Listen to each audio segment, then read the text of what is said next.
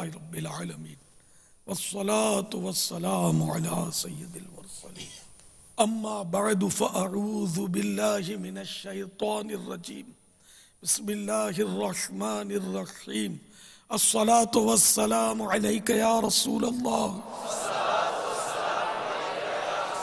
व अला आलिका व अस्हाबिका या हबीबल्लाह सलातु वस्सलामु अलैका या नबी अल्लाह व अला आलिका व अस्हाबिका या नूर अल्लाह।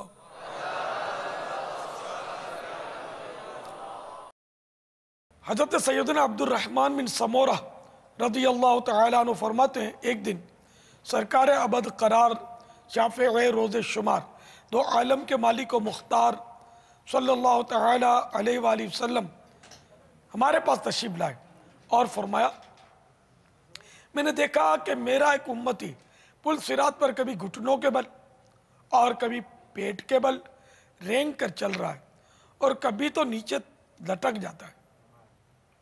बस उसका मुझ पर पड़ा हुआ दुरूद पाक आया और उसने उसका हाथ थाम कर उसे पुल सिरात पर सीधा खड़ा कर दिया, यहां तक कि वो सही सलामत गुजर गया। सल्लल्लाहु तआला अला मुहम्मद।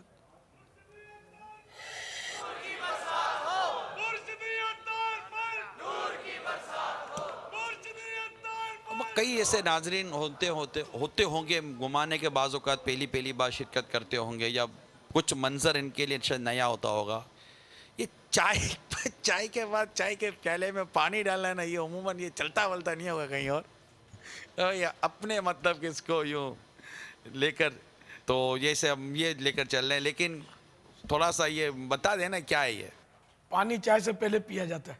दरअसल वो चाय दांतों में लग जाती है, मुंह में फैल जाती है तो दांतों को करती है पीला। ये प्याले में कुछ चाय चली जाती है तो हदीस पाक में कि तुम नहीं जानते खाने के किस हिस्से में बरकत है, तो चाय भी एक तरह की ग़िज़ा है ना, तो ये जाए नहीं इसलिए पानी अंदर प्याले में फिरा लिया और मुंह में थोड़ा भर के पानी में मुंह में फिरा लिया करता हूँ, तो यह कि जो इजाफी चाय लगी है मुंह में तो वो अंदर उतर जाएगी, वरना मुंह में भी चाय सड़ती रहेगी ना। तो चारों तरफ दीवारों पे, ज़बान की करवटों पे हर जगह चाय लग जाती है हल्क में, तो ये साफ हो जाए सफाई करने के लिए। और सफाई शरीयत को मतलूब है ना, सफाई अच्छी चीज़ है। गंदे गंदे दांत तो हुजूर अलैहिस्सलातु वस्सलाम की एक हदीस शरीफ भी है कि मेरे सामने पीले दांत लेकर मत आया करो। हमें शुरू से ये बताया जाता था कि चाय पर पानी नहीं पिया जाता। नहीं तो मैं पानी इतना नहीं पीता, थोड़ा सा, मैं दांतों की सफाई, नहीं तो दांत सब पीले हो जाते हैं यार। नहीं तो जिसको पसंद आए ये नुस्खा, लेकिन गर्मा गर्म चाय पीकर फौरन गर्म पर पानी ठंडा ना डाला जाए। ठंडा नहीं है, ये सादा पानी है।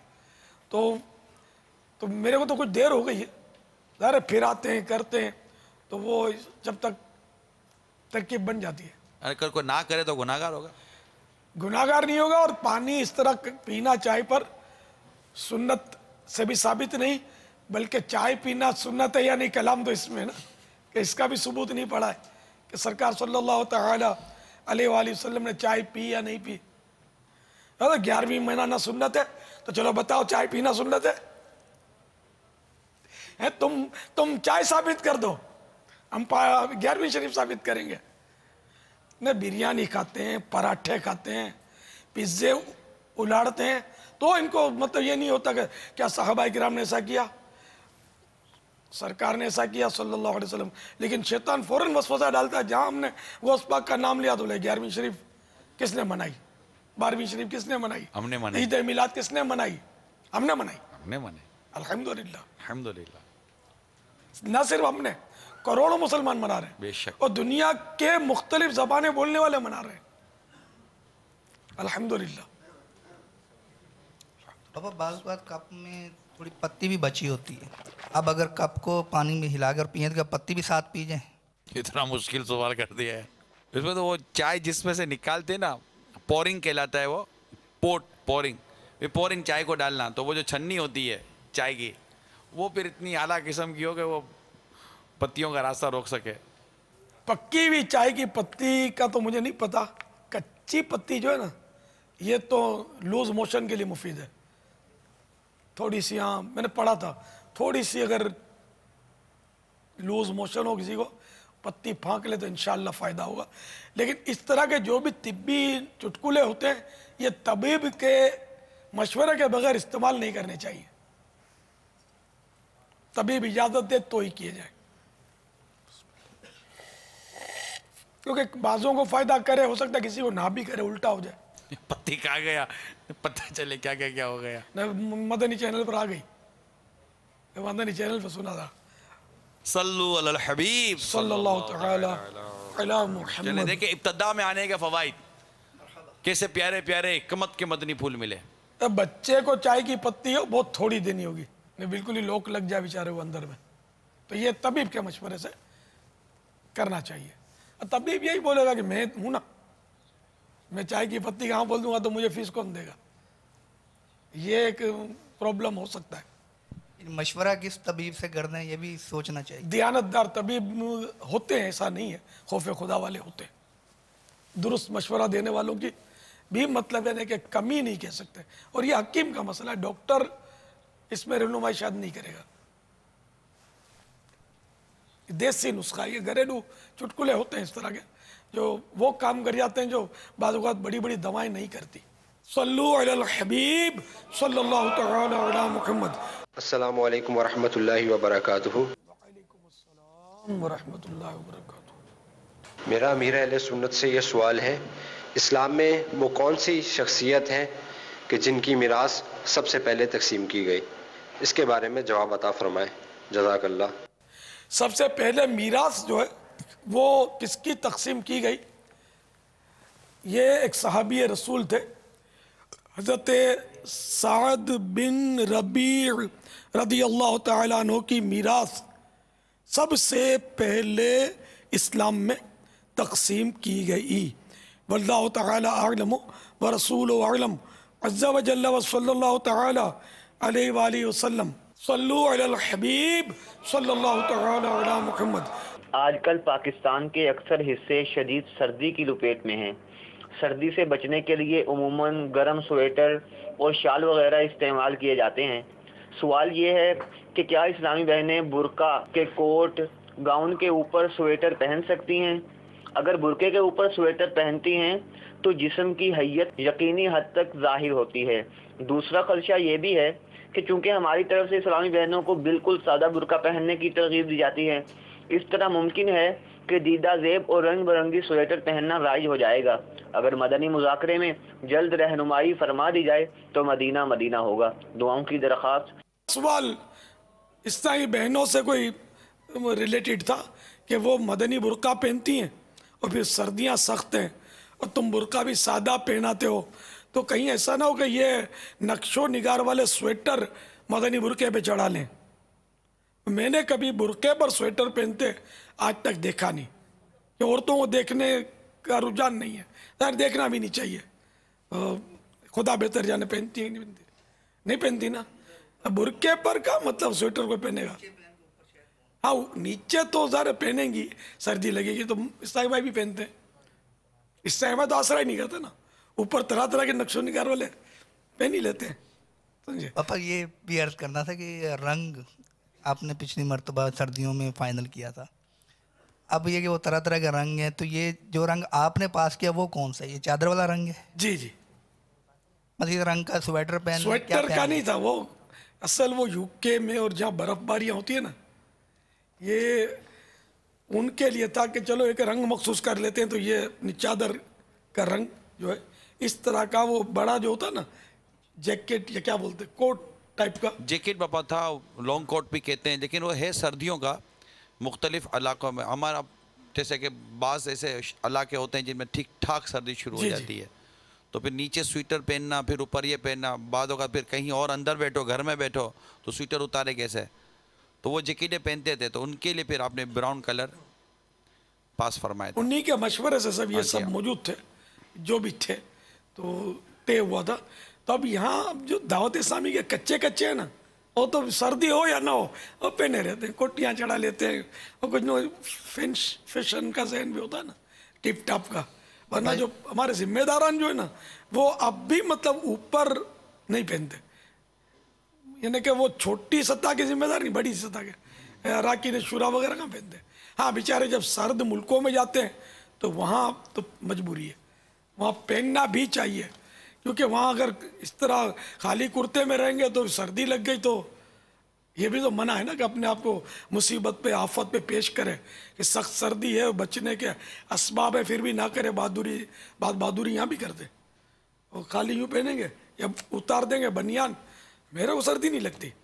ये झूठ के खिलाफ ऐलान जंग नारा नहीं सुना होता ना इन्होंने शायद, तो मेरे को सर्दी होशियारी करते हैं, अंदर से जान निकल रही होती है, सामने वाला तो झूठ मुतासिर का हो। गुनाह करते हैं और सामने वाला धूल मुतासिर होगा। यार ये खुशफहमी में होता है कि लोग मुझसे मुतासिर होंगे, ऐसी बातों से कहाँ मुतासिर होंगे यार, कि बेवकूफ़ है यार, सर्दी नहीं होती है, इसको कोई मरद होगा, बदन सुन हो गया होगा, सर्दी नहीं लगती होगी। तो सर्दी गर्मी से बचाव के जो असबाब हैं वो इख्तियार करने चाहिए, अपने हाथों खुद को हलाकत में नहीं डालना चाहिए। अब ये तो सर्द इलाके वालों को नहीं, यहाँ भी अगर कोई पहने तो वो ही कलर हरज नहीं है। अगर कोई रंगीन भी पहनते हैं, इन पर भी हम कोई थोड़ी पाबंदी लगाते हैं या दावत इस्लामी में निकाल देते हैं। मैंने उस वक्त भी कहा था कि मुझे पसंद यही है कि सफ़ेद ही सामने रहे, सफ़ेद कुर्ता अपना है, मदीना मदीना। और घर में आदमी जो भी करे, क्योंकि घर के अलग लिबास होते हैं, बाहर के अलग लिबास होते हैं। तो सरकार सल्लल्लाहु तआला अलैहि वसल्लम जब लोगों में तशरीफ़ लाते थे तो वो और लिबास होता था, है ना, वफूद तशरीफ़ लाते थे तो इनके लिए कोई और लिबास और इस तरह की हैं मतलब रिवायतें। घर में जो भी लिबास हो वो हया सोज ना हो। बाज़ हमारे ऐसे भी होते हैं कि वो कुर्ता उतार देंगे, छोटा सा बनियान होता है, अब वो घर में इस तरह नहीं, बहुत मुनासिब नहीं है। अम्मी होती है, भाई बहन सब होते हैं, बेहयाई की बाज़ों का सूरतें बनती हैं बेपर्दगी, कि इस पर्दे में पर्दा जहाँ ज़रूरी होता है, ऐसी गलत मतलब वो हैयतें बन जाती हैं। तो बनियान हमारे यहाँ तो मिलता है मदनी मरकज़ के बाहर, कि वो थोड़ा थोड़ा दोनों तरफ कपड़े का टुकड़ा इसमें जोड़ा हुआ होता है, जुड़ा हुआ। तो इस तरह मतलब इस तरह का बनियान हो ना तो फिर चल जाएगा। घर में अगर उतार दिया गर्मी में तो पर्दे में पर्दा होता है। इमामा तो घर में भी पहने रहना चाहिए, इमामा भी उतार देते होंगे, नंगे सर रहते होंगे। मैं तो अल्हम्दुलिल्लाह तालीम का घर में मेरे सर पे इमामा होता है। यार ये सुन्नत तो नहीं छूटनी चाहिए सर से। तो बहरहाल ये कि जब ईसाई बहनें मदनी बुरके के ऊपर स्वेटर पहनती ही नहीं है, अगर पहनती हैं तो हमको, मुझे तो पता नहीं है, आप बता दें तो फिर हम क्या। और मेरा ख्याल है ऐसी नादानी वो करेंगी भी नहीं, पता चला है पहनती हैं। नहीं तो फिर नादान होंगी कोई, जी हाँ। नहीं अक्लमंद नहीं होंगी। नाक़िसात जो बोलता हूँ ना, ये अस किस्म नाक़िसात होंगी कि मतलब बेवकूफ़ी।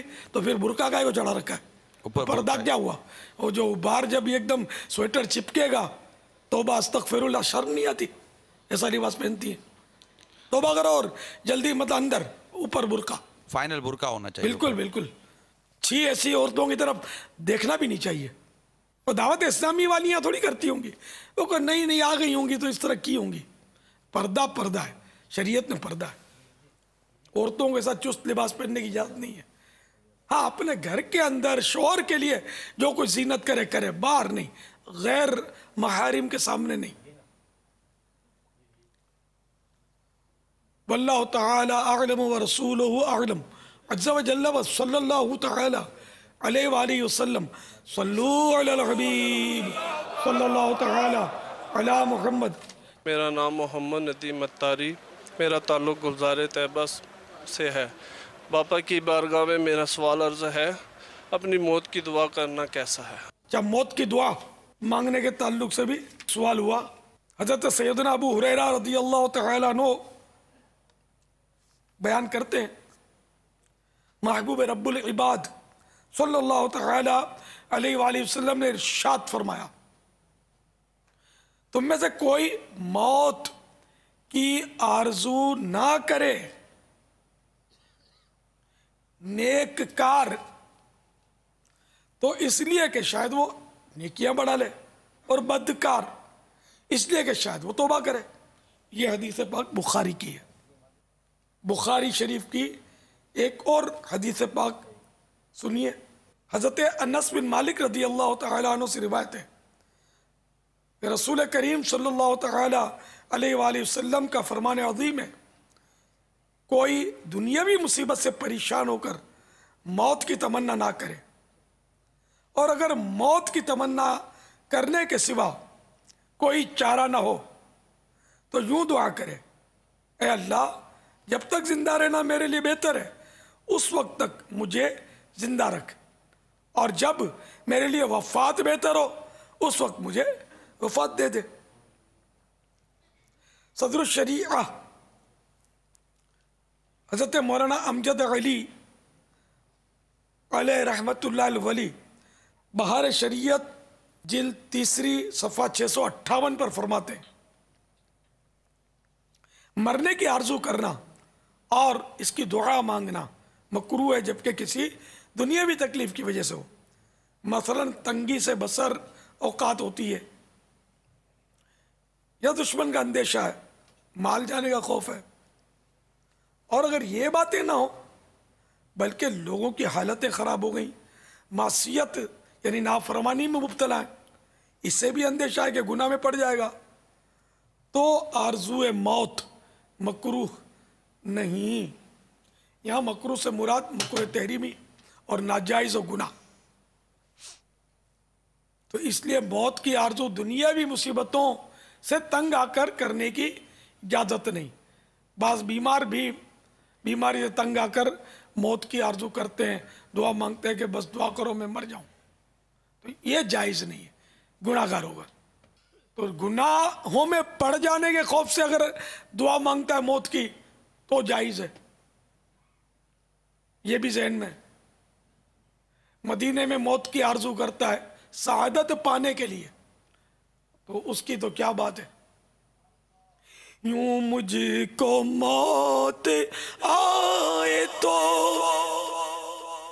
क्या पूछना मेरा, मैं खाक पर नजर तेरी दीवार की तरफ, मैं खाक पर नजर तेरी दीवार की तरफ। और आला हज़रत फरमाते हैं,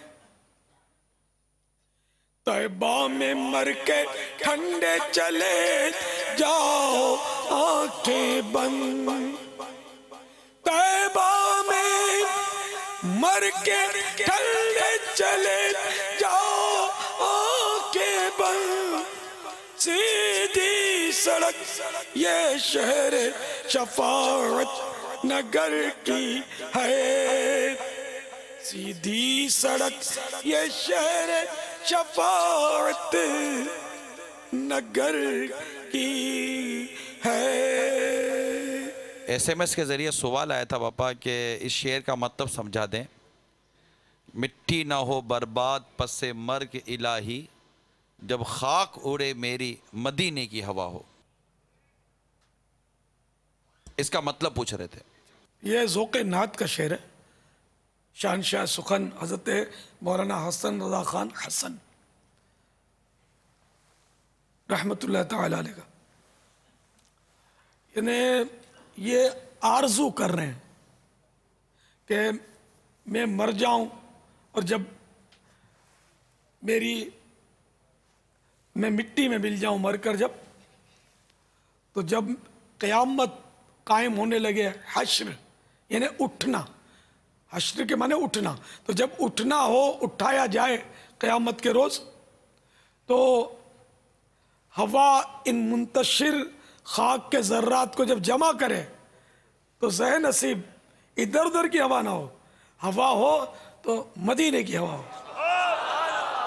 मिट्टी न हो बर्बाद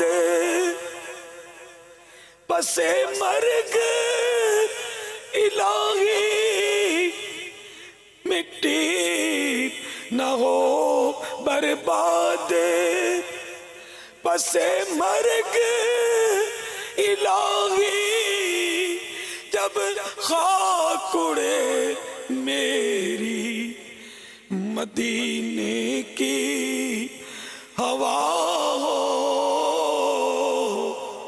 जब खाक उड़े मेरी मदीने की हवा हो।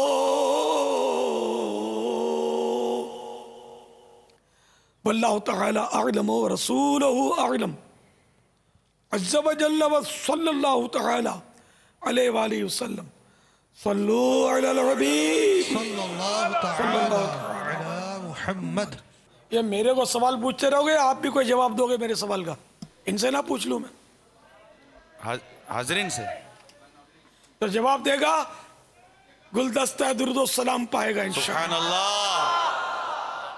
660 सफ़हात पर मुश्तमिल गुलदस्ता दुरूद व सलाम। और जो नहीं देगा तो वो मदनी सदा के लिए तैयार हो जाए, खड़ा हो गया और जवाब नहीं दिया तो देखो पता चलेगा कौन कुरान करीम पढ़ता है, नज़र रखता है, मालूमात रखता है।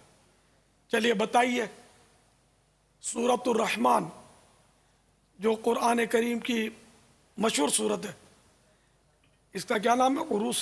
उरूसुल कुरान भी कहते हैं इसको, इसको उरूसुल कुरान भी कहते हैं। उरूस माने दुल्हन, कुरान करीम की दुल्हन, इतनी मशहूर सूरत है। और आज इशा की नमाज में इसी की कुछ आयतें तिलावत भी हुई थी फ़र्ज़ नमाज में। तो इसकी मशहूर आयत ये बहुत सबको याद होगी, फ़बी अय्यि आलाइ रब्बिकुमा तुकज़्ज़िबान। इसकी तकरार है कुरान करीम में, बार बार आती है। चलिए बताइए कितनी तादाद में है? बाबा ये आपका ये मौलाना इशारा, तो पीछे से लब्बैक लब्बैक कर रहे हैं। बाबा ये आपका इशारा मिलते ही जो मैं यहाँ खड़ा हुआ देख रहा था तो सबसे पहले इनका हाथ उठता नजर आया। टोपी पहना हुआ, टोपी पहने हुए, अगर हो सकता है सवाल का जवाब भी दें और हो मदनी सकता है इनाम, मदनी इनाम भी पालें ये, अगर दुरुस्त जवाब होगा तो। नहीं होगा तो फिर सदा 11वीं के 11 माह मदनी काफिले में सफर। जी अच्छा बापा, ये हमारी मजलिस इस्लाह बराए कैदियान के जिम्मेदारान के साथ आए माशाअल्लाह। और ये कहाँ से आए? डेरा गाजी खान। सुभान अल्लाह, बड़ी दूर से आए। तो इनको तो जुल्फों का भी तोहफा देना चाहिए।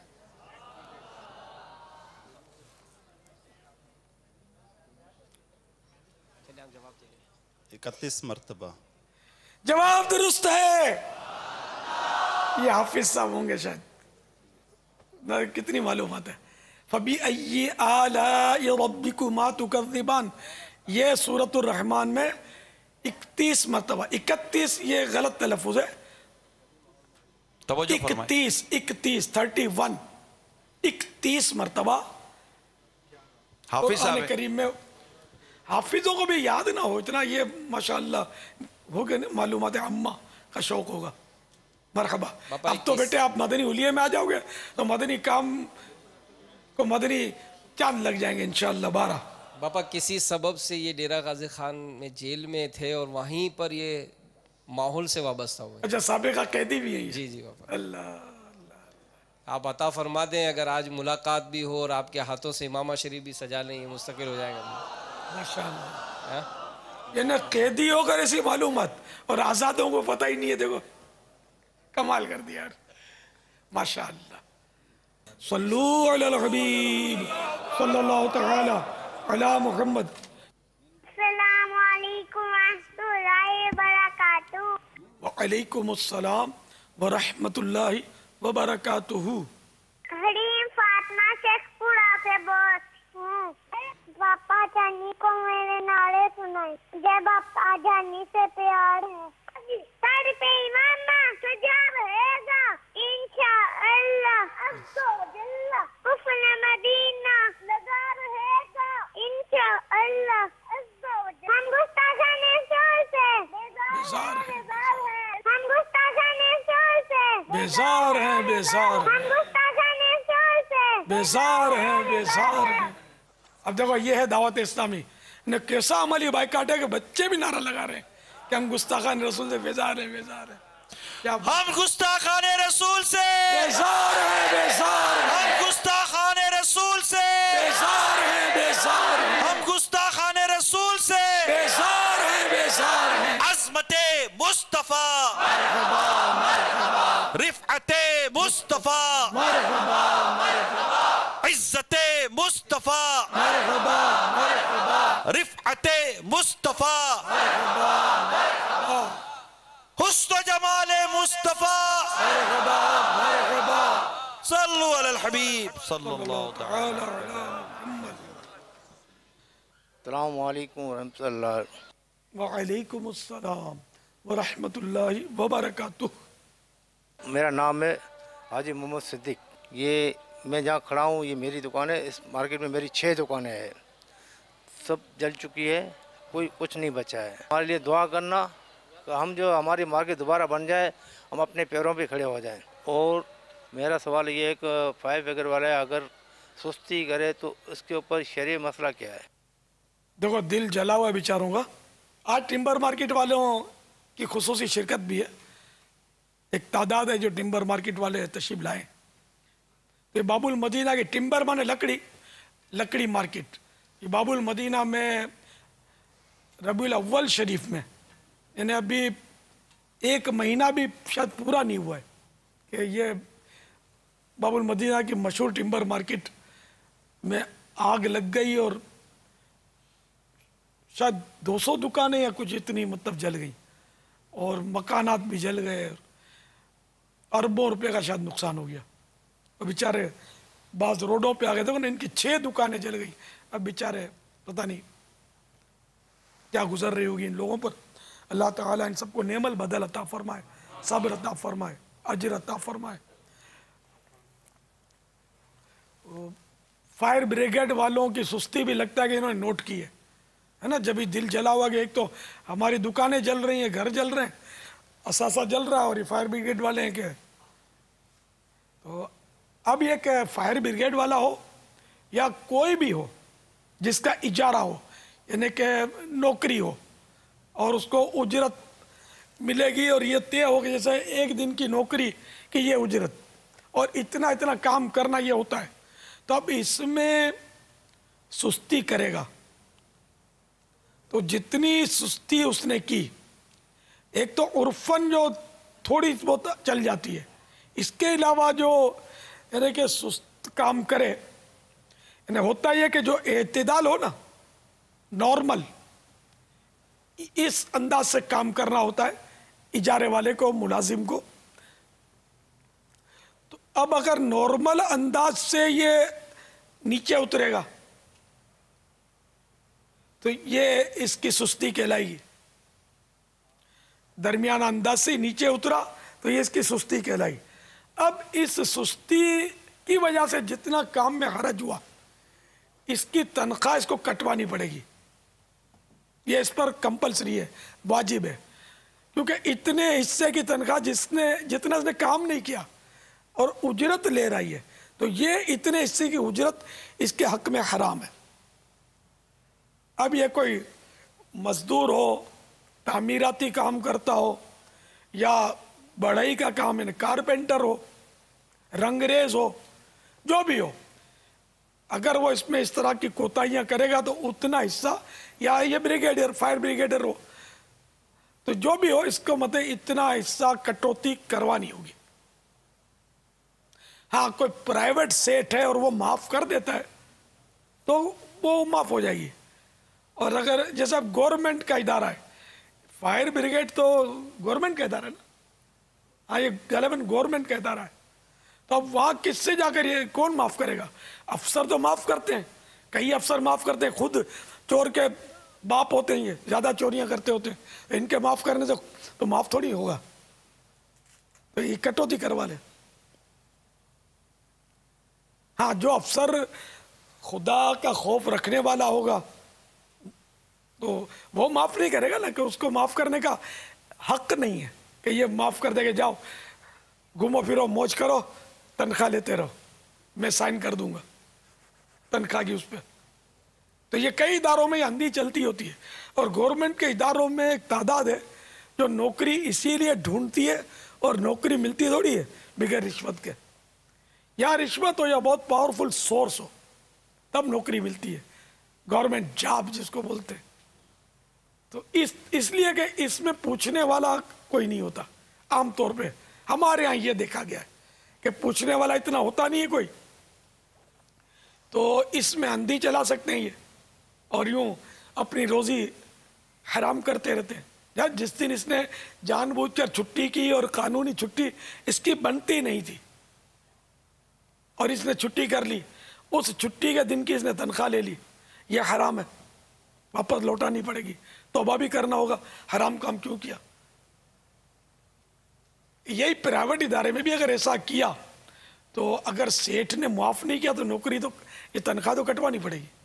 झूठे मतलब कुछ ना कुछ झूठ मूठ बोल देते हैं, कभी दादी को मारते हैं, कभी नानी को मारते हैं, कभी माँ बाप को मार देते होंगे, और एक बार थोड़ी कई कई बार मारते होंगे।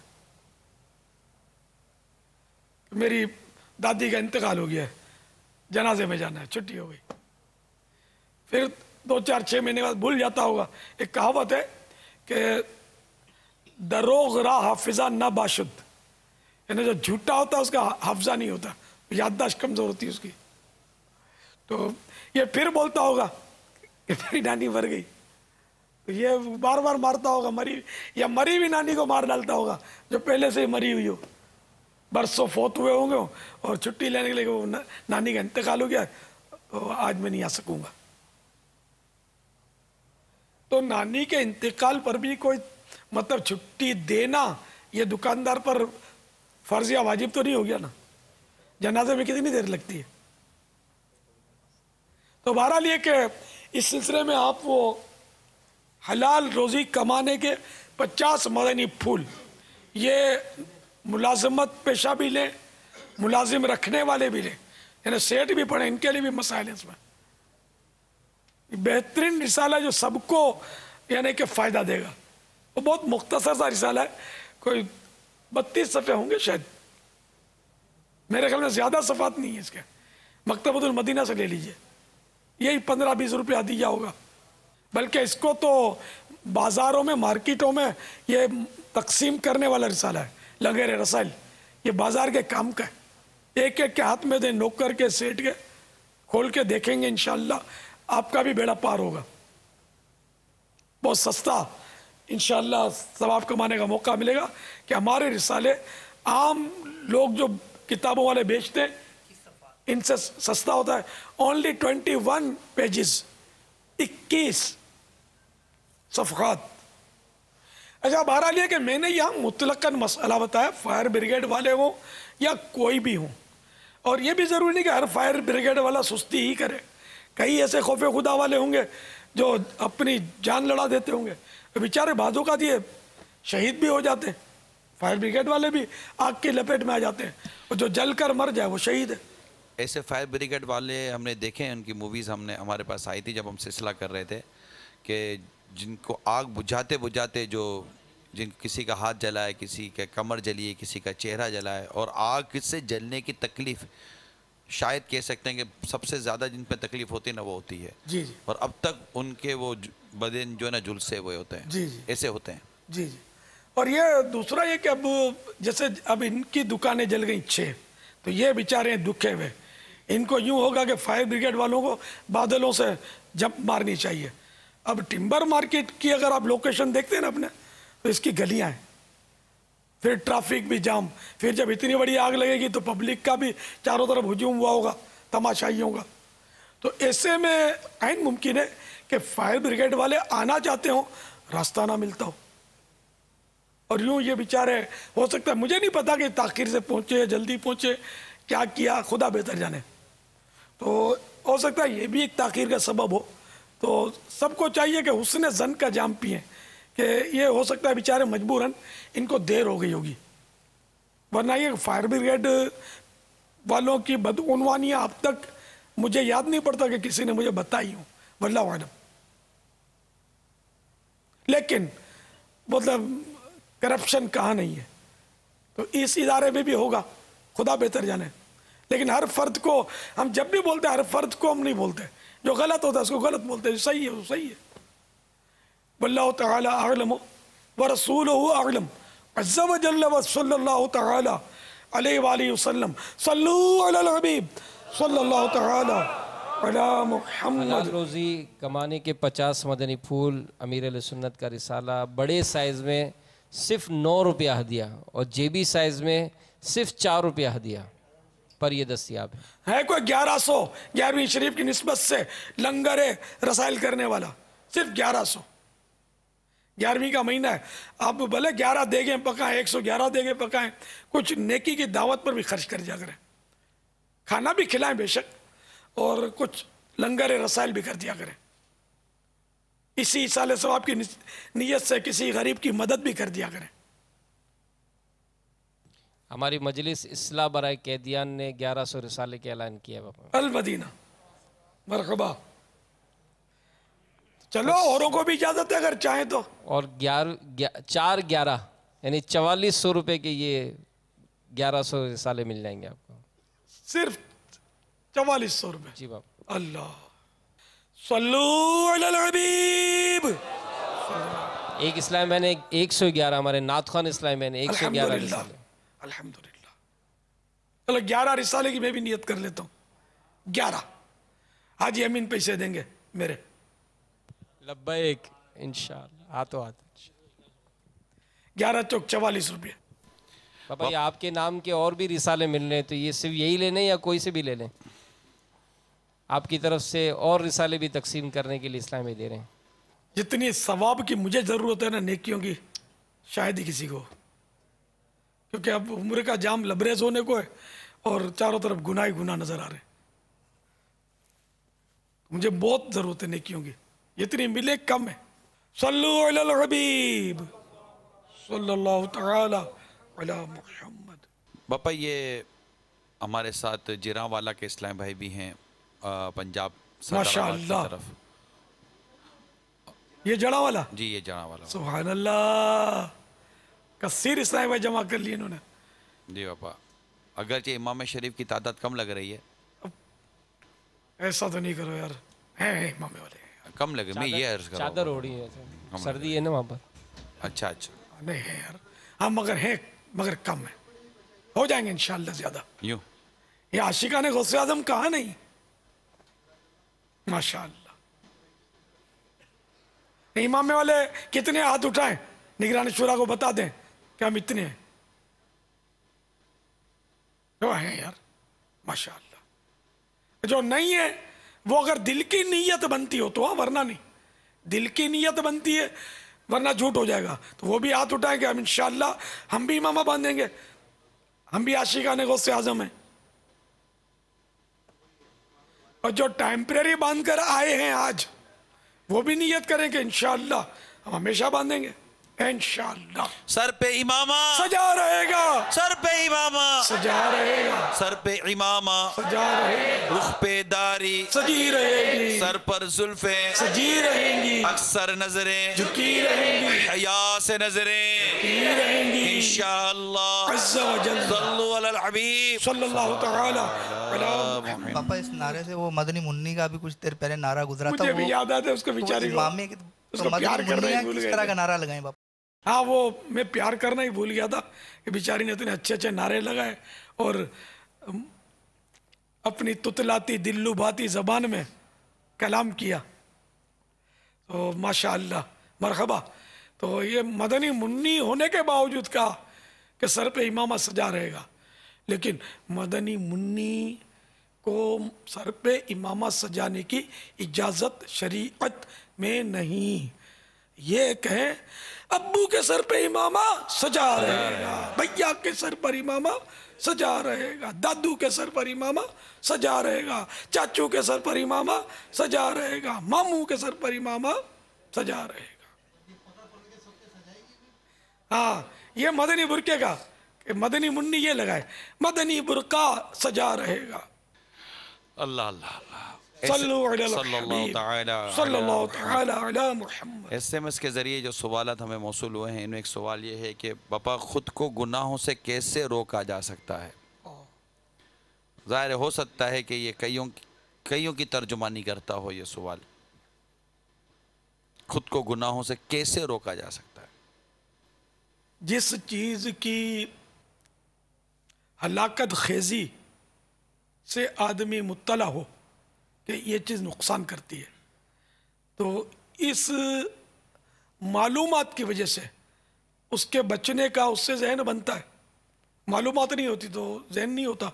जैसे छोटा बच्चा, ये हम अपनी मेमनी में बचपन में सुनते थे कि बच्चों जीरो सप जली ने मुंह में रखे, ने बच्चा जो है जिंदा सांप पकड़कर मुंह में डाल लेगा। तो बच्चे को पता नहीं कि सांप नुकसान दे, लेकिन बड़ों को पता होता है कि सांप नुकसान दे, तो इसलिए वो इससे बचता है, कतराता है, डरता है। तो ये दुनियावी सांप जबकि डरा रहा है, तो गुनाह के सामने ये दुनियावी सांप कुछ भी नहीं है। जी हाँ, गुनाह कब्र में खौफनाक शक्लों में आकर वो डराएंगे, ईज़ाएं देंगे। वो खुदा जाने कैसे सांप होंगे जो अज़ाब इलाही के होंगे। तो इसलिए गुनाहों की मालूमात की जाए कि किस गुनाह पर क्या क्या सज़ा है, क्या क्या अज़ाब है। तो जब ये मालूमात होंगी ना, तो गुनाह से बचने का ज़्यादा वो जहन बनेगा कि इससे बचा जाए। और सबसे बड़ी बात यह है कि अल्लाह ताला की नेमतों को देखें कि कितना मेहरबान है कि जो इसको गालियां देते हैं उसको भी खिलाता है, पिलाता है। तो इतने मेहरबान रब की नाफरमानी बंदा कैसे करे? जैसे कि कोई नौकरी करे अपने जो दुकान पर, और सेठ बाखलाक हो, निचोड़ने वाला ना हो, बाखलाक हो, नर्म मिजाज हो, और तनख्वाह मिसाल के तौर पर अगर उसकी 25,000 है तो हर महीने 1,500 ऊपर दे दिया करे, तोहफे में, इनाम में। कभी मिठाई खिला दे, कभी कोई इसकी पसंद की चीज़ खिला दे, कभी सूट पीस दे दे। छोटे बड़े दिन जब आते हैं तो उसमें कोई इसको गिफ्ट दे दे, और बहुत प्यार से बात करे, इसकी हमदर्दियाँ करे, बीमारी में इसको छुट्टियाँ दे, बल्कि इलाज भी करवा दे, सुख दुख में हिस्सा ले, इसके घर पहुंच जाए सेठ, इसको तबीयत पूछने के लिए। ऐसा सेठ हो, मोहसिन, एहसान करने वाला, तो नौकर के दिल में कितनी अजमत होगी उसकी। तो कितना उसको नौकर, इसकी इताअत पर नौकर मजबूर होगा कि इसका हुक्म मानेगा। जैसे कि बाज नादान सेठ होते हैं, वो ये समझते हैं कि जब तक झाड़ो नहीं काम नहीं करते, इनसे सीधे मुंह बात करो तो ये सर पे चढ़ जाते हैं। तो जो मैंने नुस्खा दिया ना, आप इस पे अमल करके देखें, ये सर पे चढ़ते ही आपके कदमों में गिरते, आपको तजर्बा हो जाएगा। तो ये भी इंसान है, नौकर भी, इसकी भी इज्जत नफ्स है। जब इसको झाड़ा जाता है तो ये बेचारा सहम जाता है, ये अपनी मजबूरी है कि मैं बेरोजगार हो जाऊंगा, इस सड़े हुए सेठ के सामने आंखें दिखाऊंगा तो मुझे निकाल देगा, तो बर्दाश्त करता है। लेकिन इसके दिल में सेठ की मोहब्बत नहीं होती, ये पीछे से सेठ की पीठ में छुरा भोंकेगा, ये चोरियां भी करेगा, ये बहुत कुछ करेगा। करना नहीं चाहिए, नऊज़ु बिल्लाह। मैं एक मतलब चोट करने के लिए कह रहा हूँ कि वो नौकर वफादारी नहीं करेगा सेठ की। जो सेठ बार बार झाड़ेगा, और ये हमाकत और ये भुस उसके दिमाग में अगर भरा हुआ है कि सीधे मुंह बात करो तो ये चढ़ जाता है, नौकर चढ़ जाएगा मेरा, ये गलत करता है। ये खुदा से डरेगा सेठ, अल्लाह के लिए उसने अखलाक अपनाएगा, तो नौकर कभी भी इसके सर पे नहीं चढ़ेगा। प्यार मोहब्बत से इससे काम ले तो ये वक्त से ज्यादा काम देगा इंशाअल्लाह। मेरे आका सल्लल्लाहु तआला अलैहि वसल्लम से बढ़कर न कोई अक्लमंद हुआ ना होगा, न समझदार कोई पैदा हुआ ना होगा।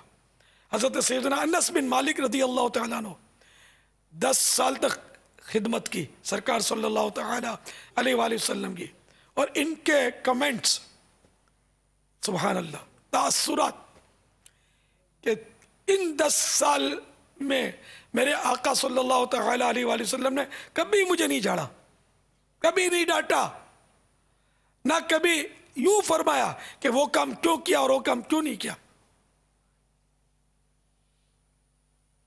सैयदना अनस रज़ी अल्लाह तआला अन्हु कैसे वफादार थे, कैसे गुलाम आका के, कैसे खादिम, है ना। तो ये हमारी गलत फहमी है, शैतान के वसवसे हैं कि हम समझते हैं कि इनको झाड़ते रहो और काम निकालते रहो। तो एक दिन ये हो सकता है कि कुछ का कुछ कर डाले झाड़ने जिसको झाड़ा जा रहा है। इज्जत नफ्स होती है। बाज़ वक़्त नौकर सेठ को कत्ल कर देते हैं, ये वारदात होती हैं। क्या पता इसके पीछे क्या राज हो कि सेठ ने इसको सुख का सांस न लेने दिया हो और कभी इसकी घूम गई हो तो फायर कर दिया हो। खुदा बेहतर जाने, अगर किया इस तरह तो गलत किया है नौकर ने। लेकिन मैं एक जनरल बात करता हूं कि दुनिया में ये हो रहा है तो हमेशा मीठा बोल बंदा बोले। मीठे बोल में वो जादू है कि बड़े से बड़ा सरकश कदमों में गिर जाता है, और तीखे बोल में वो जहर है कि औलाद बागी हो जाती है, जिसके हम नजारे कर ही रहे हैं माशरे में। हर तरफ बगावत है। कौन औलाद माँ बाप की आज खिदमत कर रही है? माँ बाप रो रहे हैं, बेटा हमारी इज्जत नहीं करता, बेटा हमको तनख्वाह ला कर नहीं देता, बीवी के हाथ में देता है, ये करता है, मुंह करता है, हमको मारता, हमको गाली देता है, हम बीमार पड़ते इलाज नहीं करवाता, हमको पूछता तक नहीं है, बीमारी में आकर देखने नहीं आता। ऐसा हो रहा है। तो क्या वजह इसमें कुछ आपकी कमजोरियां भी हों जिसकी वजह से ना आता हो? बेटा नालायक है जो ऐसा करता है और माँ बाप को नहीं पूछता। आखिरत में अज़ाब नार का हकदार है जो माँ बाप को सता रहा है। लेकिन मैं समझाने के लिए अर्ज कर रहा हूँ कि माँ बाप को भी चाहिए कि आप अपने किरदार पर नज़र रखें कि कहीं इनकी भूल तो नहीं है जिसकी वजह से ये सता रहा है। बहरहाल गुनाह से बचने के लिए, गुनाह से पीछा छुड़ाने के लिए, गुनाह के बारे में इसकी मालूमात बंदा करे। और ये फ़र्ज़ उलूम में से कि जो जो गुनाह होते हैं ना इनके बारे में बंदा मालूम रखे। झूठ गुनाह है, ग़ीबत, चुगली, वायदा खिलाफी, गाली, बेजा, मार धाड़, दिल आज़ारी, बदगुमानी, किसी को ज़दोकोप करना, मारना बिला इजाज़त शरई, ईज़ा देना। तो घूर कर भी किसी को अगर ईज़ा देने वाली नज़र से देखा, जो शरीयत में इजाज़त नहीं थी मगर इसने घूर कर देखा ईज़ा देने वाली नज़र से, तब भी गुनाहगार। तो ये कब बचेगा? जब इसको मालूमात होगी। तो मालूमात ही नहीं है तो कैसे बचेगा? तो इन उलूम का हासिल करना फ़र्ज़ है। हमारे इल्मिया ने अल्हम्दुलिल्लाह की इतनी प्यारी किताब और तारीख़ी किताब में कहूँगा इसको कि शायद आज तक किसी ने नहीं छापी होगी इसी किताब उर्दू ज़बान में। बातिनी गुनाहों की मालूमात, 47 गुनाहों जो बातिनी गुनाह है इनकी मालूमात है। आप पढ़ें तो आप हैरान हो जाएंगे कि आज तक इन गुनाहों का नाम भी नहीं सुना था और ये हो रहे होते हमसे, हमको पता नहीं होता। ये तो सबको घोल के पी लेनी चाहिए।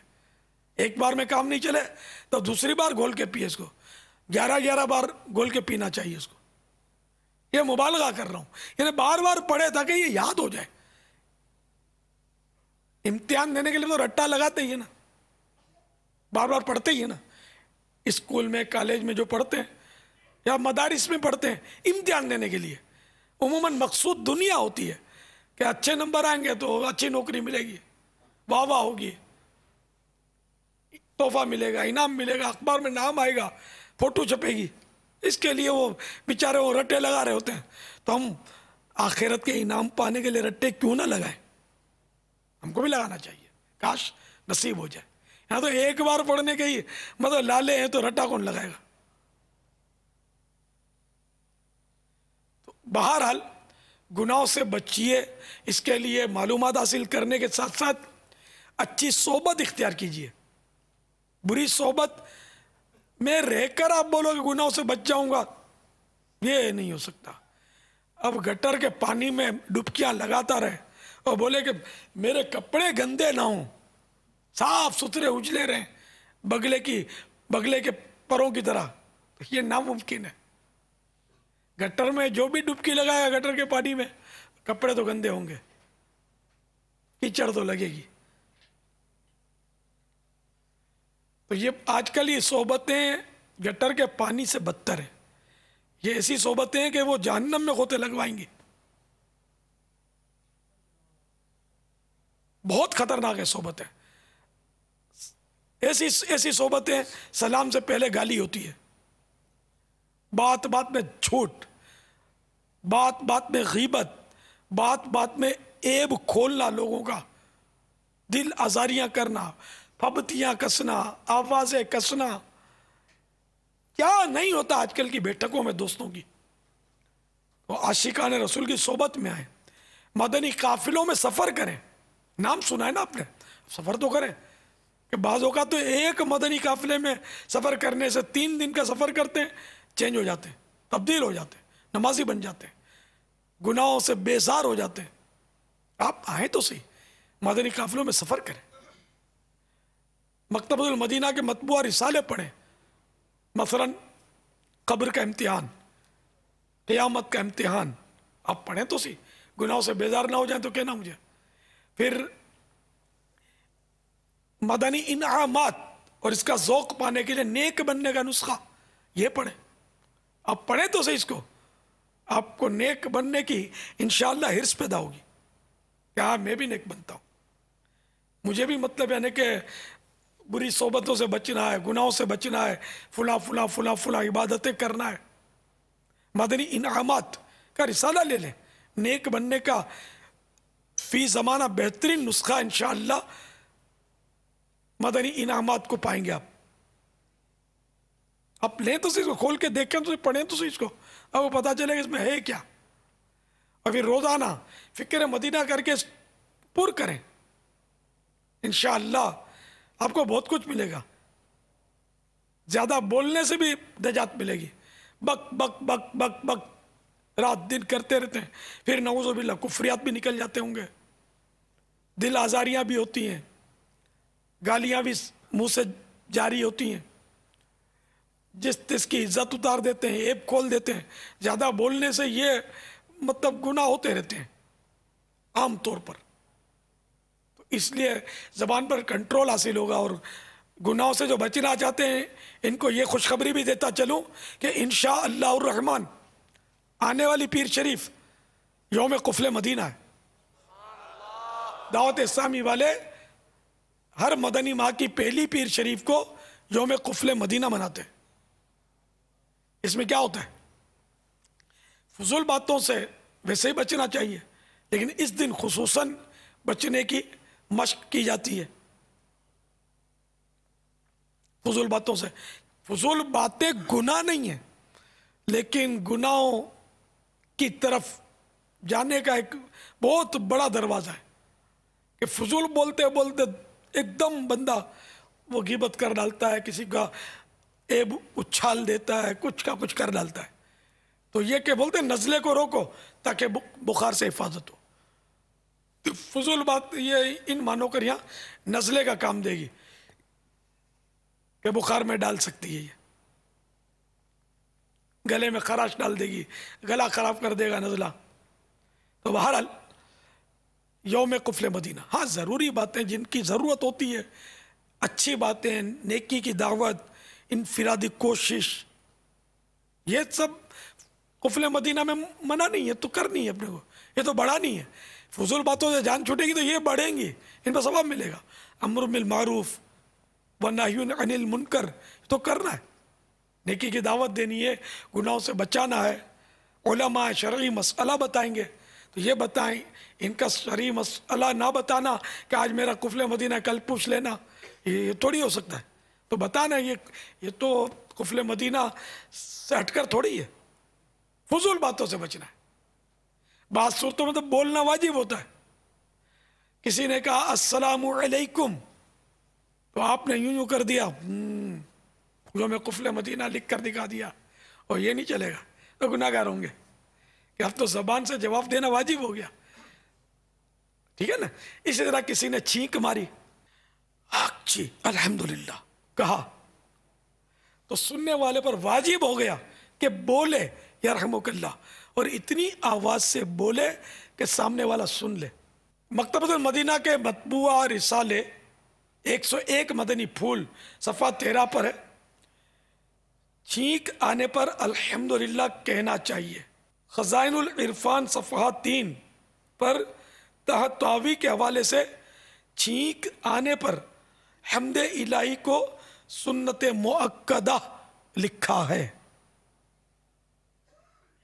बेहतर यह है कि अल्हम्दुलिल्लाह रब्बिल आलमीन या अल्हम्दुलिल्लाह अला कुल्li हाल कहे। नंबर 5, सुनने वाले पर वाजिब है कि फौरन यरहमुकल्लाह यानी अल्लाह अज़्ज़ा वजल तुझ पर रहम फरमाए कहे, और इतनी आवाज से कहे कि छींकने वाला खुद सुन ले। नंबर 6, जवाब सुनकर छींकने वाला कहे यगफिरुल्लाहु लना वलकुम, अल्लाह अज़्ज़ा वजल हमारी और तुम्हारी मगफिरत फरमाए, या ये कहे यादिकुमुल्लाहु व युस्लिहु बालकुम, यानी अल्लाह अज़्ज़ा वजल तुम्हें हिदायत दे और तुम्हारा हाल दुरुस्त करे। नंबर 7, जो कोई छींक आने पर अल्हम्दुलिल्लाह अला कुल्li हाल कहे और अपनी जबान सारे दांतों पर फेर लिया करे, तो इंशाअल्लाह अज़्ज़ा वजल दांतों की बीमारियों से महफूज रहेगा। हज़रत मौलाए कायनात अलीयुल मुर्तदा कर्रमल्लाहु तआला वजहुल करीम फरमाते हैं, जो कोई छींक आने पर अल्हम्दुलिल्लाह अला कुल्li हाल कहे तो वो दाढ़ और कान के दर्द में कभी मुबतला नहीं होगा। नंबर 9, छींकने वाले को चाहिए कि जोर से हम्द कहे यानी अल्हम्दुलिल्लाह कहे, ताकि कोई सुने और जवाब दे। हमारे बुजुर्गों को कैसा जज्बा होता था, आपने हदीसें जो पढ़ते होंगे तो इसमें ब्रैकेट में देखते होंगे अबू दाऊद है ना, तो ये बहुत बड़े बुजुर्ग और अहलुल्लाह में से थे, सालिहीन में से थे, बहुत बड़े मुहद्दिस थे, बहुत बड़े आलिम, बहुत बड़े अल्लामा थे, अल्लाह के नेक बंदे थे, और इतने दियानतदार थे और इतनी छानबीन से इन्होंने रिवायतें जमा की हैं, हदीसें, कि इनकी जो सुनने अबी दाऊद ये सियासत्ता में है। देखिए 6 हदीसों की किताबें बहुत ज़्यादा मोतबर मानी जाती हैं, उनमें से एक इनकी है सुनने अबी दाऊद। बुखारी और मुस्लिम के बाद इनका दर्जा है वो सनद के एतबार से, माशाअल्लाह। तो ये एक बार दरिया किनारे से गुजर रहे थे, तो एक किश्ती गुजरी, किसी ने छींक मारी किश्ती में और अल्हम्दुलिल्लाह कहा, तो इन्होंने वो किश्ती अल्हम्दुलिल्लाह कहा और जोर से गुजर गई। अब वो यरहमुकल्लाह कहने के लिए इन्होंने वो किश्ती किराए पर ली, तो 1 दिरहम की किश्ती किराए पर ली कि इस किश्ती के पीछे मुझे ले चलो। कोई वो छोटा छोटा वो किनारे नहीं मनोड़ा और इस तरह होता है अपने बाबुल मदीने में, इस तरह की कोई होगी, वो उसमें सरात नहीं है लेकिन अंदाजा है। खैर, तो ये किश्ती के पीछे किश्ती आगे बढ़ने लगी, यहाँ तक कि वो किश्ती जो थी अगली किश्ती के करीब आ गई। तो इन्होंने जोर से कहा यरहमुकल्लाह, और अब वो किश्ती वाले को कहा कि बस मेरा काम हो गया, अब ले चलो वापस। तो किसी ने पूछा कि ये आपने क्या किया?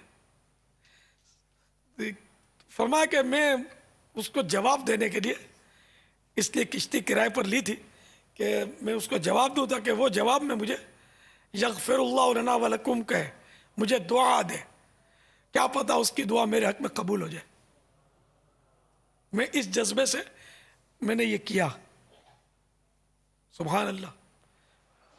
जब किश्ती वाले, जिस किश्ती में किसी ने छींक मारी थी, वो किश्ती वाले जब रात आई सोए तो किसी ने ख्वाब में देखा कि कोई कहने वाला कह रहा है कि अबू दाऊद ने 1 दिरहम में जन्नत खरीद ली। एक हमारी हालत है कि हमको तो जवाब देना ही नहीं आता, ना जवाब बुल जवाब आता है। जवाब का जवाब है यग़फ़िरुल्लाहु लना व लकुम, ये कहाँ आता है यार? इल्ला माशाअल्लाह, ये सब याद करने हैं। तो 101 मदनी फूल में और भी कई मदनी फूल हैं छींक मारने के, ये रिसाले का नाम लिख ले, 101 मदनी फूल, ये नाम है रिसाले का। मकतबतुल मदीना से हदीयतन इसको हासिल फरमा ले, मुख्तलिफ ज़बानों में इसका तर्जमा भी हुआ है। 101 मदनी फूल रिसाला 32 सफ़ात का है और ये 10 रुपया हदिया पर दस्तयाब है, तलब किया जा सकता है। और 163 मदनी फूल का एक रिसाला जो कि 20 सफ़ात का है, वो 11 रुपये हदिये पर, 40 सफ़ात पर ये मुश्तमिल रिसाला 11 रुपया हदिया पर मकतबतुल मदीना से तलब कर सकते हैं। माशाअल्लाह। अच्छा, वो अपने शायद किसी के जहन में आया कि अब यार क्या करें, कोई स्कूटर पर फर्राटे भरता हुआ जा रहा हो, अल्हम्दुलिल्लाह कहे तो हम दौड़ तो लगा नहीं सकते स्कूटर के पीछे, तो भाग जाएगी। टैक्सी भी नहीं मिलेगी आसानी से, तो क्या होगा? और अगर टैक्सी मिल गई तो क्या किराए पर टैक्सी के जरिए पीछा करें तो पुलिस नहीं पकड़ लेगी कि इसको ये गोली मारने के लिए पीछा कर रहा है? हम पर कहीं पुलिस फायर ना कर दे। दौर भी ऐसा है बाबुल मदीना का खासकर। क्या करना चाहिए कि आया क्या ये वाजिब हो जाएगा कि उसको जाके इसके कान में जब तक यरहमुकल्लाह हम जोर से नहीं बोलेंगे तो गुनाहगार हो जाएंगे? तो ज़ाहिर है कि इसको ये मतलब कि ला युकल्लिफुल्लाहु नफ्सन इल्ला वुस्अहा, कि अल्लाह ताला किसी जान पर उसकी ताकत से ज़्यादा बोझ नहीं डालता। तो ये तो हरज सामने ही हरज, ये तो मुमकिन ही नहीं है कि कैसे किसी का पीछा किया जाए इस तरह गाड़ी पर, तेज़ सवारियों पर। तो किश्ती पर भी ये वाजिब अदा करने के लिए नहीं गए थे, तो दुआ लेने गए थे, खुद वजात फरमा रहे हैं। तो शरन इस तरह वाजिब नहीं है कि हम मने के पीछे दौड़ें। जितना मतलब हो सके यार रहमुकल्लाह हमने कह दिया अपनी आवाज़ से, अब वो गुजर गया तो ये हमारी ज़ाहिर है कि इसमें हमारी मजबूरी है, हम इसका पीछा तो नहीं कर सकते ना। अब हम नमाज पढ़ रहे हैं, किसी ने हमारी छींक कहा अल्हम्दुलिल्लाह, अब क्या करेंगे? या रहमुकल्लाह जवाब देंगे तो अपनी नमाज टूट जाएगी। तो यहाँ जवाब देना अब वाजिब ना रहा। जवाब की नीयत से या रहमुकल्लाह कहेंगे तो नमाज टूट जाएगी,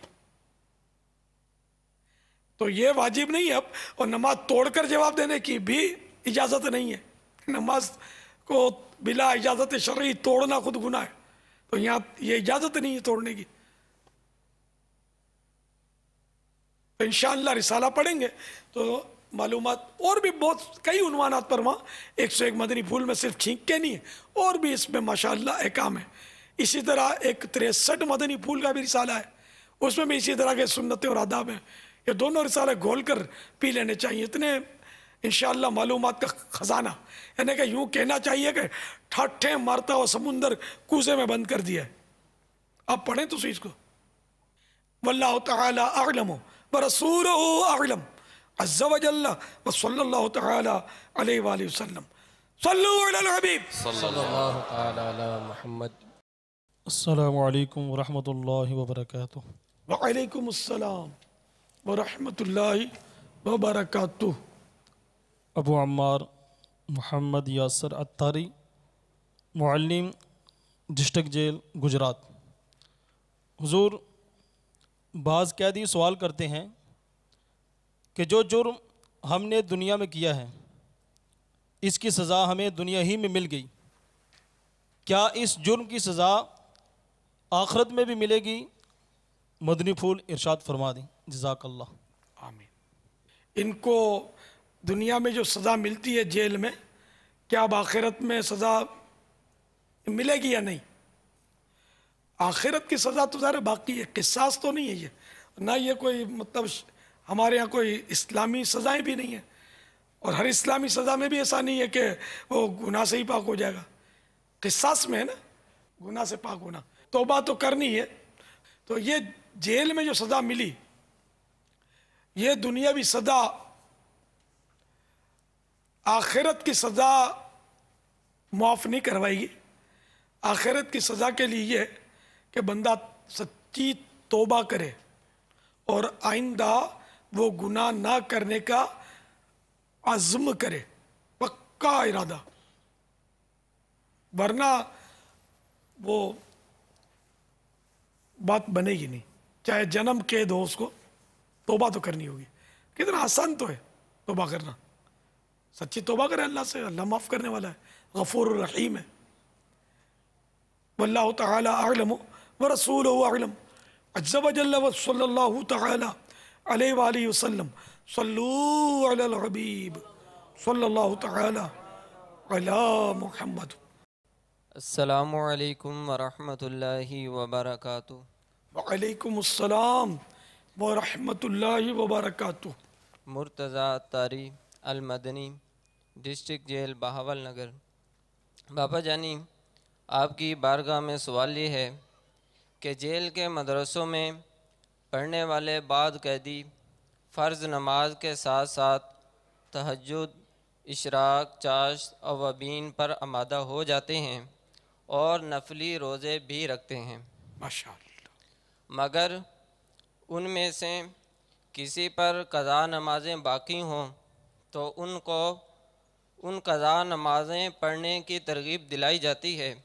उनमें से बाज़ तो क़ज़ा नमाज़ें अदा करने पर आमादा हो जाते हैं और बाज़ ये कहते हैं कि ये नमाज़ें जेल से बाहर क़ज़ा हुई थीं, लिहाजा जेल से बाहर जाकर ही ये क़ज़ा पढ़ेंगे। इस बारे में मदनी फूल इरशाद फरमा दें, जज़ाकल्लाह। इशराक, चाश वगैरह जो पढ़ते हैं तो वो क़ज़ा का जब कहें इनको तो बाज़ आमादा हो जाते हैं और बाज़ कहते हैं कि हम वो जेल से बाहर क़ज़ा हुई है तो इसलिए हम बाहर जाके क़ज़ा करेंगे। तो खैर इशराक, चाश, तहज्जुद भी जायज़ है जिन पर क़ज़ा हो, कि ये वक्त के बंदी भी नमाज़ें हैं ना, इसके बाद ये पढ़ नहीं सकते, तो चाहे तो ये भी पढ़ें और क़ज़ा भी करें, या इनकी जगह चाहें तो क़ज़ा करें तो भी सही है। अब रहा यह कि चूंकि जेल के बाहर क़ज़ा हुई थी तो इसलिए हम बाहर ही क़ज़ा करेंगे। तो अब यह कि जो लोग फजर की नमाज घर में बिस्तर पर क़ज़ा करें, अब क्या करेंगे? अगर मस्जिद में जाकर बिस्तर पर भी नमाज पढ़ते हैं तो घर से तो बाहर हुए ना क़ज़ा, तो अब इसका मतलब घर में बिस्तर पर ही करनी पड़ेगी। तो ये मैं ऐसे ही आपको समझाने के लिए अर्ज़ कर रहा हूँ। तो ऐसा नहीं है, रूए ज़मीन पर कहीं भी क़ज़ा करेंगे, कर सकते हैं। यहाँ तक कि अगर आप मुसाफिर शरई बन गए तो सफ़र में भी क़ज़ा कर सकते हैं, लेकिन पूरी पढ़नी पड़ेगी, कसर की रियायत नहीं मिलेगी, क्योंकि आपकी क़ज़ा जो है ना ये अपने वतन असली में या अपने जहाँ मुकीम है वहाँ हुई है, तो इसलिए ये मुकीम वाली नमाज क़ज़ा होगी। और सफ़र में अगर क़ज़ा हुई थी तो वो चाहे अपने आकर घर में पढ़ें तो ये कसर वाली क़ज़ा करेंगे। तो बहरहाल ये कि जेल के बाहर क़ज़ा हुई तब भी जेल में क़ज़ा करनी होगी और करेंगे इंशाअल्लाह, क्यों नहीं करेंगे। वल्लाहु तआला अअलम व रसूलुहु अअलम। अज़्ज़ व जल्ल व सल्लल्लाहु तआला अलैहि व आलिहि वसल्लम। सल्लू अलल हबीब सल्लल्लाहु तआला अला मुहम्मद। अस्सलामु अलैकुम व रहमतुल्लाहि व बरकातुहू। व अलैकुम अस्सलाम व रहमतुल्लाहि व बरकातुहू। मीठे बाबा जान, जिस तरह मदनी इनामात अल्हम्दुलिल्लाह दावत इस्लामी में एक अच्छे अंदाज से फ़िक़्ह मदीना के ज़रिए ये लागू हैं। जेलों के अंदर भी मदी इनामात पर अल्हम्दुलिल्लाह अमल कराया जाता है, फ़िक्र मदीना होती है, लेकिन जेलों के कवानीन के मुताबिक वहाँ पर पेंसिल और कागज़ ले जाने पर कुछ पाबंदी है। बाज़ औक़ात वो नहीं, मदी इनामात के रिसाले अंदर लेकर जाना मुश्किल हो जाता है। तो किस तरह हम उन कैदियों से फ़िक्र मदीना बग़ैर मदनी कार्ड, रिसाले या पेंसिल के ज़रिए किस तरह कराएँ? कोई ऐसे मदनी फूल इशा फरमा दें कि इसमें हमारे लिए आसानी हो जाए। वाकई ये है तो आजमाइश के हाफिज़े जो है ना वो हमारे हो गए कमज़ोर। तो अब इसमें कि लिखने की वहाँ कोई सूरत ही नहीं है, तो सिवाय इसके क्या हल होगा कि अपने जहन में महफूज रखे, इसके सिवा तो कोई चारा नहीं है। तो जिसको जज्बा होगा वो जहन में महफूज रखे, और जब जब ये इस्लामी भाई इनके पास जाएं, मदनी इनामात इनको हिफ्ज करवाएं, और जब जाए तो इनसे कारकर्दगी ली जाए, लेकिन इस तरह की कारकर्दगी ना ली जाए, हाँ भाई किसकी किसकी कितनी कितनी नमाजें कज़ा हुई, नहीं, गुनाह का इज़हार गुनाह है। बल्कि जो कज़ा के मशवरे भी देने वाले उनको भी चाहिए कि इनकी कज़ा की निकलवाए नहीं, या जहन नहीं बना लेके पहले नमाज नहीं पढ़ता था, अब मुतलकन मसला बताया करें कि कज़ा करनी है, कज़ा उम्री है तो वो भी करनी है। अब कोई पूछता है तो वो एक अलग बात है, अपने तौर पर यह तजस्सुस में ना पड़े कि तुम्हारी कितनी नमाजें कज़ा हुई हैं, क्यों नमाज कज़ा करना गुनाह है, और गुनाह का इस तरह मालूमात करना यह तजस्सुस कहलाता है।